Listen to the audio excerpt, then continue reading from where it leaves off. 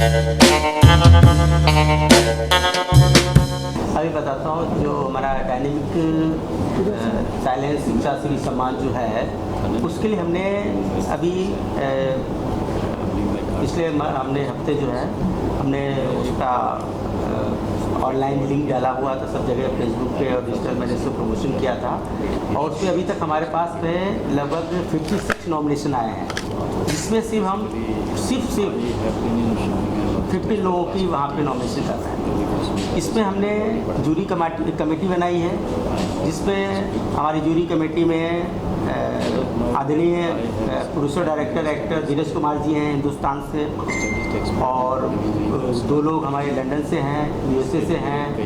ऐसे 5 लोगों की जूरी कमेटी बनाई है, और हमारी जूरी कमेटी में हमारी कमेटी का कोई व्यक्ति उसमें शामिल नहीं है, जिससे ये जो नॉमिनेशन आए लोगों का प्रोफाइल चेक होगा, जिन्होंने सच में काम किया है निष्पक्ष रूप से उनको सम्मानित किया जाए। तो इसलिए हमने किसी का भी कोई रेफरेंस नहीं दे रहे। जो भी नॉमिनेशन आए हम जूरी कमेटी को देंगे, जूरी कमेटी प्रोफाइल देखेगी, और जो भी उनको अच्छा लगेगा उसका मार देंगे, हमको दे देंगे, हम उनको फाइनल करेंगे, आपको सम्मान मिलेगा। शिक्षा से जुड़े हुए लोग ही होंगे, कोई और भी होंगे? हाँ, हर क्षेत्र से।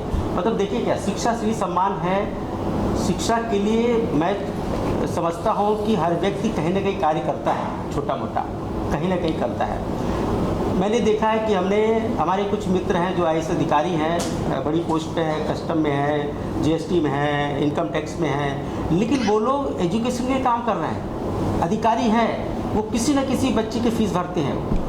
जब हमने उनसे बात की तब उन्होंने बताया कि भाई देखो 4 बच्चे हमने अडॉप्ट करके रखे हैं जो इसी स्कूल में इतना पैसा देते हैं। तो हर कोई अपने अपने क्षेत्र में शिक्षा के लिए थोड़ा थोड़ा काम कर रहा था, लेकिन खुलकर जो अभियान होना चाहिए था इस देश में नहीं हो पाया, अभी तक नहीं हो पाया।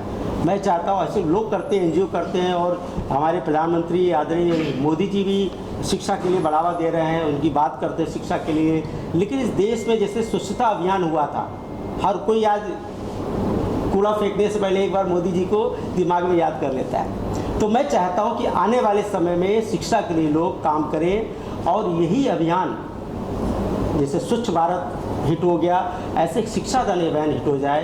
हर कोई जो सक्षम है, एक बच्चे को अगर एडॉप्ट कर ले, एक बच्चे को शिक्षित बना दे, तो हमारा देश पूरे विश्व का जो हम लोग महागुरु बनना चाहते हैं सच में बन जाएंगे, सिर्फ शिक्षा। I'll brief on this point. What question you asked, that it's not only for the education. Education doesn't mean the book and copy and the pen, and not degree. Education means anything which is benefiting the society, making the community better and progressive. Either in, as he said about Swachhata Abhiyan, or in study or education, or in empowering the poor, lower background, or like empowering the women. Anything, wherever the achievement which you are taking a flag that this thing I am going to do, like you press reporters, you are going to make this world to know that what is going on. This is also an achievement. Few press reporters, they focus on the wrong things, few they focus on the right thing. So whatever you are doing which is going to benefit the society, any achievement in cooking, in writing, in music, in filming, anything, so which is giving the positive impact on the society, that we are looking forward for those achievers to give this award, not on the for education. वैसे गणिम कैसे board पे आए, किस तरह से ये board पे आए, किस तरह? किस सॉरी गणिम कैसे बोर्ड पे आए, कैसे ऐसा मिल के साथ? हाँ, तो डॉक्टर रेणुराज जी से हमारा जो संपर्क हुआ, आदरणीय हमारी सोमा दीदी का एक बड़ा सहयोग है हमारे शिक्षा दान में, और शिक्षा दान अभियान में एक शिक्षा स्थान में ही इनसे मेरी परिचय हुई थी। एक संजय जी का जो पुणे में सूर्य दत्ता, उसमें शिक्षा के विषय में हम लोग को अवार्ड मिला था दोनों को, और हम लोग एक ही दिन में हृदय से जुड़ गए, और हमने इनसे जुड़वाया क्योंकि ये बहुत अच्छा काम कर रहे हैं और दोनों बहुत सुंदर। तो और इन्होंने जो अभी बात कही ना कि शिक्षा का मतलब बहुत ब्रॉड है, जो इन्होंने कहा शिक्षा खाली पढ़ाई लिखाई से नहीं होती है, किसी को मदद करने की जो बुद्धि, ये भी एक बहुत बड़ी शिक्षा है। ये एक संस्कार है, ये शिक्षा। जब ये सब मिलके किसी, अगर एक औरत गांव में है वो क्या करेगी, उसको खाली वो तो पढ़ाई लिखाई नहीं कर सकती ना, उसको कैसे उसको हम सशक्त बनाए, अपने पैर पे खड़ा कर, ये भी एक शिक्षा है। तो इन्होंने जो कहा बहुत सुंदर। तो वो ये रहा कि जब संपर्क हुआ, दीदी का इतना बड़ा प्रोफाइल है, और उसके बाद में अभी शिक्षा अभियान के लिए हमको भी लंदन में 29 अक्टूबर को जो हमको सम्मान मिला, अवार्ड मिला मुझे, तो उसका इनविटेशन जब आया तो दीदी से संपर्क हुआ, मेरा वीज़ा वगैरह जब फटाफट हो गया, तो मतलब आप लोग बताओ कि मेरा वीज़ा लंदन के लिए, वीज़ा के लिए कितना मेहनत करना पड़ता है। मेरा वीज़ा सिर्फ 5 दिन में आया, दीदी का सहयोग था है। और सबसे बड़ी बात है, लंदन में दीदी का इतना ज़्यादा प्रोटोकॉल है, सब कुछ है, उसके बावजूद इन्होंने मुझे लंदन में जब एयरपोर्ट में दीदी मुझे रिसीव करने आई तो मैं चौंक गया था कि इतना बड़ा प्रोटोकॉल है और आप मुझे लेने आई। लेकिन मैं बहुत ही अपने आप को भाग्यशाली समझता हूँ इसलिए। फिर उसके बाद में शिक्षा दान अभियान के बारे में दीदी को मैंने सारा जब बताया डॉक्टर राज को, तो उनको बहुत अच्छा कंसेप्ट लगा।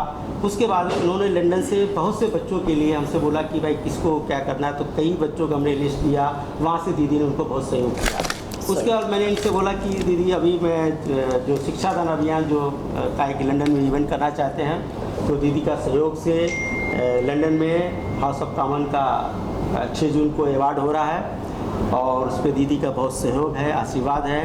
और जब मैंने बोला कि आप इसके शिक्षा दान अभियान में जो शिक्षा श्री सम्मान होगा उसका आप ब्रांड एम्बेसडर बनिए, तो दीदी ने एक ही बार में उसका स्वीकार किया। उसके लिए आपका बहुत बहुत धन्यवाद देता हूँ। और मैं बहुत ही सच बता रहा हूँ, मैं बहुत ही भाग्यशाली हूँ। मैं हमेशा लोगों को बोलता हूँ कि मैं जब मुंबई आया तो मैंने भी संघर्ष किया, मैं भी एक बड़ी नौकरी, सरकारी नौकरी छोड़ के मुंबई आया हुआ हूँ। तो लेकिन मेरे जीवन में था कि कुछ करना है, एक छोटे से शहर में 10 से 5 की नौकरी नहीं करना चाहता था मैं, कि मेरे सपने थे कि मैं उड़ना चाहता हूँ, वहाँ पे भीगे पंछी की तरह नहीं बैठना चाहता था।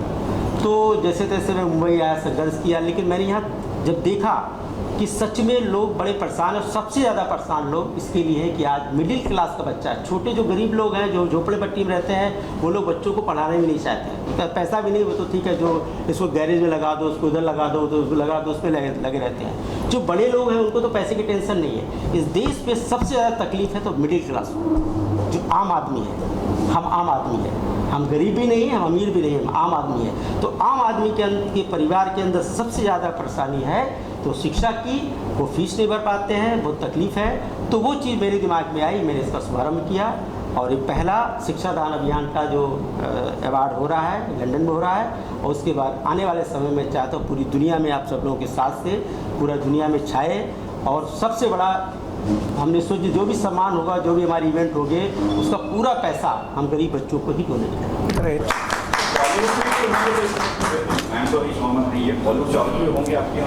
नहीं, इसमें कोई ऐसा बॉलीवुड, कोई हमारा ये बॉलीवुड का अगर कुछ लोग नॉमिनेशन आए मेरे पास में, नॉमिनेशन आए हैं, तो अगर हमारे वो उनका प्रोफाइल अप्रूव होगा, हमारी जूरी कमेटी जो है वो करेगी तो लोग जाएंगे।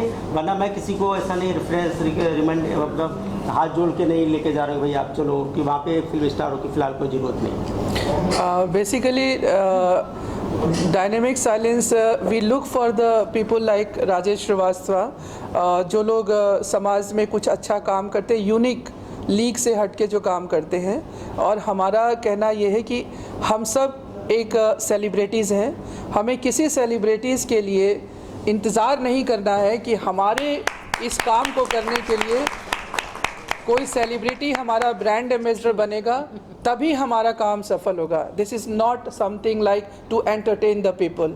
सो जो भी हम प्लेटफॉर्म लेते हैं, because we are the celebrity, हमारे कंधे पे चढ़ के ही सभी लोग सेलिब्रिटी बनते हैं। हम खुद सेलिब्रिटी हैं, हम ऐसा कुछ करें कि सेलिब्रिटीज़ हमसे कहें let me also put my hand in side, so they should also join. या आपकी जर्नी रही है, मतलब घर शुरू किया आपने, आज यहाँ तक लंदन तक पहुँचे, इस तरह जर्नी के बाद क्या पाया, क्या कुछ?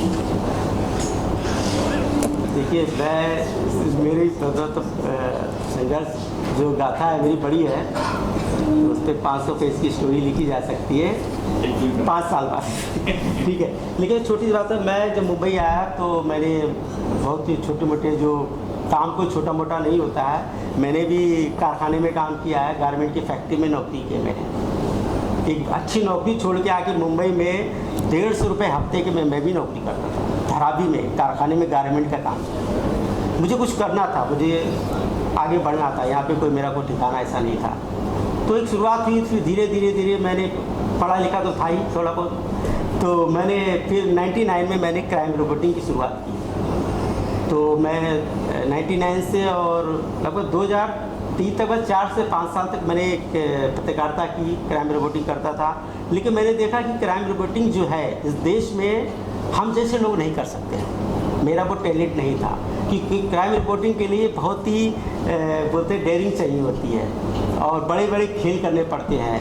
बोलते मीडिया में वो क्या बोलते स्टिंग ऑपरेशन करने पड़ते हैं। आज मीडिया के सामने खुलेआम जो असलियत है वो मैं बताना चाहता हूँ। तो उस क्षेत्र में मैं जम नहीं पाया, मतलब कार्य नहीं कर पाया, मेरा दिल भी नहीं करता था। काम करता था, पैसे आते थे, लेकिन उसके बाद धीरे धीरे मैं फिल्म इंडस्ट्री में आया, अपनी मैगज़ीन की शुरुआत की और ईश्वर की कृपा से आज 15 साल से मेरी फिल्म छोड़े मैगज़ीन जो है सफलतापूर्वक चल रही है। आज उसके हमारे आदरणीय श्याम सिंघानिया जी के साथ में एफटी फिल्म छोड़े मीडिया प्राइवेट लिमिटेड कंपनी बनाई, उससे हम लोग इवेंट करते हैं और सर का बहुत सहयोग है। आज मैगज़ीन बहुत अच्छे ढंग से चल रही है। 2 दिन से आखिर में फोन से बात करेंगे। आखिर में कहना चाहोगे दर्शकों से जो मुंबई के देख रहे हैं? Yeah, it's a really lovely meeting all of you and मैं आप लोगों से यही कहना चाहूँगी कि आप किसी भी मुहिम को चलाने के लिए ये इंतज़ार ना करें कि कोई सेलिब्रिटी हमारे साथ होगा तभी हमारी मुहिम आगे बढ़ेगी। आप एक बार चलिए तो सही और देखिए कि agreed with her. एक बार चलिए तो सही और देखिए मिस्टर मानिक को हम नहीं जानते थे और मिस्टर मानिक के बायोडाटा पढ़ने के बाद, इनकी बायोग्राफी पढ़ने के बाद हमें ऐसा लगा कि हमें इनके साथ होना चाहिए। बिल्कुल बिल्कुल। सोमा जी ने बुनकरों के लिए, जिनको हम भूल चुके हैं इस दुनिया में, लोग याद नहीं करते हैं बुनकरों को, इन्होंने बुनकरों के लिए हाथ कई काम करने वालों के लिए बहुत कुछ करा और एक डोनेशन तैयार किया। वो एक बहुत अच्छी मुहिम थी। तो जस्ट मूव फॉरवर्ड, आप सब हीरो हैं इस धरती के, आप जो भी काम करेंगे हम आपके साथ हैं और लोग भी आपके साथ आएंगे। So do something for the best of the society, best of the community and best of your self. अपने बुज़ुर्गों के ध्यान रखिए, वो हमारी धरोहर है, हमारे बुज़ुर्ग हमारी धरोहर है, उनसे हमें बहुत कुछ सीखना है और उनके लिए जब हम कुछ करेंगे तो हम हमेशा आगे बढ़ेंगे। Fantastic. So great speaker you are. हाँ, तो उसमें हमारा शिक्षादान अभियान .in है, जो हमारी वेबसाइट है www.शिक्षादानाभियान.in। उस पर आप जाएंगे तो वहाँ पे नॉमिनेशन फॉर्म डाला हुआ है, कोई भी नॉमिनेशन कर सकता है। फिलहाल हमने अभी 31 मार्च की लास्ट डेट थी, लेकिन उसको बढ़ा के अभी 10 अप्रैल कर दिया है। तो 10 अप्रैल तक लोग और भी नॉमिनेशन कर सकते हैं। और अंत में मैं सब कहना चाहूँगा, एक अंतिम शब्द ये कहना चाहूँगा मैं, मतलब आज की प्रेस कॉन्फ्रेंस से, कि ये मेरी खुशी की बात है, मेरे लिए गर्व की बात है। लेकिन जो स्कूल, यूनिवर्सिटी और जो शिक्षा के केंद्र हैं, उनके मालिकों को, उनके लोगों को आज समझदारी दिखानी होगी कि वो लोग कोरोना काल में उन्होंने फीस 6 महीने नहीं ली, लेकिन 7वें महीने से उन्होंने बच्चों को परेशान करना चालू किया। फीस नहीं भरी है तो उनको एग्ज़ाम में नहीं बैठाना है, उनको वो कर नहीं रहे। आज मैं आपको बताता हूँ, बड़ी बात बोल रहा हूँ, एक केंद्रीय मंत्री, जिनका नाम लेना मंच पे मुझे अच्छा नहीं लगेगा, एक केंद्रीय मंत्री ने के पास में 2 बच्चे गए कि सर मेरा इतना फीस हो गया है, नहीं भर पा रहे हैं, स्कूल वाले परेशान कर रहे हैं। तो केंद्रीय मंत्री साहब ने उनको अपने लेटर हेड पे लेटर लिख के दिया है। मुंबई का स्कूल है, स्कूल का भी नाम नहीं ले दूँगा, अच्छा नहीं होगा। तो मंत्री साहब ने जब लेटर लिखा तो वो लेटर स्कूल जब उनके पेरेंट्स लेके गए तो एक केंद्रीय मंत्री के इतना बड़ा कहने के बावजूद स्कूल ने सिर्फ 5% डिस्काउंट दिया। बताइए, कुछ नहीं किया उन्होंने। ट्रू है। उसके बाद में मेरे लिए बड़ी गर्व की बात है कि उन केंद्रीय मंत्री साहब ने मुझे लेटर लिखा कि राजेश श्रीवास्तव बच्चों की फीस आप भरवाइए, बच्चों की फीस में। और परसों भी एक मंत्री जी के साथ में थे, भावेश जी थे, उनके पीए भावेश जी के सामने बोले कि राजेश जी 4 बच्चों की फीस भरवाई, हमने भेजी, अभी जेरोक्स दीजिए डॉक्यूमेंट्स। क्या बात। कल फीस इधर देखिए बच्चों से पूरा फीस लिया और टीचर्स की फीस आधा से आधा कर दिया और आधे टीचरों को ये भी कर दिया, ये बहुत गलत काम हुआ। ये तो एक हमारे जो बच्चों के जो पेरेंट्स है, ये उनको भी थोड़ा सा सीखना है, क्योंकि आज मैंने थोड़ा अगेंस्ट किया था, मैं थोड़ा आपस में भी आया था स्कूल के, लेकिन फिर क्या होता है, जैसे हमारे को इमोशनल ब्लैकमेलिंग की जाती है, हमारे बच्चे को एग्जाम में बैठने नहीं देंगे, उसकी मार्कशीट नहीं देंगे, तो वो डर से भी हम लोग एग्जाम पूरी फीस दे देते हैं। लेकिन इसमें हम सबको बोलते हैं कि जितने भी बड़े जो पेरेंट्स हैं जो अच्छे अच्छे स्कूल में पढ़ रहे हैं, आज की तारीख में हमारे पास मुंबई में स्कूल की कोई कमी नहीं है, अच्छे अच्छे स्कूल्स है, तो उनको एक सीखें कि भाई वो थोड़ा सा प्रेशर बना के रखें, हमारे बच्चे को पढ़ाना है, बराबर है, उसको कोई कठपुतली नहीं बनाना है। Thank you sir. शिक्षादान अभियान के बारे में मैं 2 लाइनें बोलना चाहता हूँ। जब तक हम मदद करते रहेंगे एक दूसरे को, जब तक हम मदद करते रहेंगे एक दूसरे को, कोई नहीं गिरेगा, बिल्कुल कोई सही, नहीं गिरेगा, बिल्कुल सही, चाहे वो दोस्त हो, चाहे अपना परिवार हो या समाज हो। क्या बात है। और शिक्षादान अभियान जो मदद कर रहा है, गाँव गाँव तक पहुँचे, इसी में शुभकामना करता हूँ।